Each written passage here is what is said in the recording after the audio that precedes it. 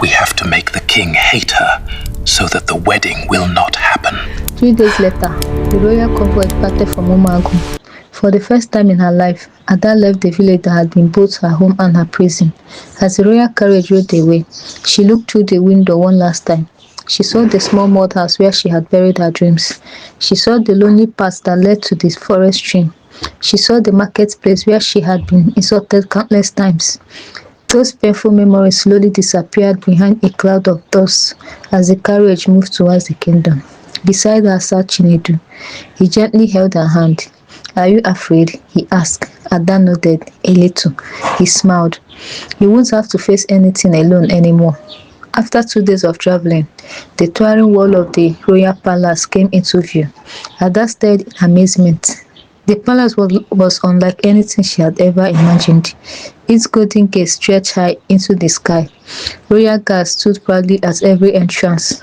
Beautiful gardens surrounded the magnificent buildings. White fountains sparkled beneath the afternoon sun. As the carriage entered the palace, servants lined both sides of the pathway. They bowed respectfully to Chinedu.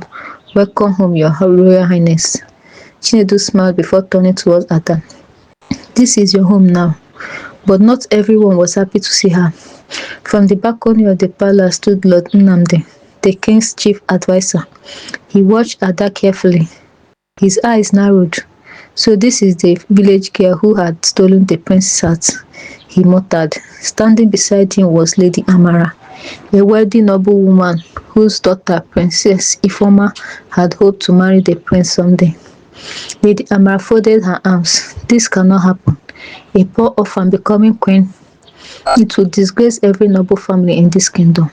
Lord Nnamdi nodded slowly. "The king has already accepted her, but acceptance can change if people begin to doubt her." A wicked smile appeared on both their faces. That evening, the palace hosted a grand banquet to celebrate the prince's return. The hall glittered with golden chandeliers. Musicians filled the room with beautiful melodies. Nobles from every corner of the kingdom gathered to welcome the lost prince. As Chinedu entered the hall with Ada by his side, everyone stood. Some smiled warmly, others whispered behind their fans, "Is that really the woman he wants to marry? She doesn't look like royalty. I heard she is the one villagers called a witch." How embarrassing. Ada heard every word. She lowered her head, pretending not to notice. The king, however, noticed everything. He rose from his throne. "Ladies and gentlemen," he announced, "I present to you the woman who stood beside my son before any of us even knew who he truly was. When he was poor, she loved him. When everyone rejected her, he stood beside her. Such love cannot be bought with wealth. It is more precious than any treasure in this kingdom." The hall fell silent. Many nobles looked away in shame. But Lord Nnamdi remained calm. He had already begun planning something far more dangerous. Later that night, hidden inside a private chamber, he met secretly with Lady Amara. "We must stop this wedding," Lady Amara whispered.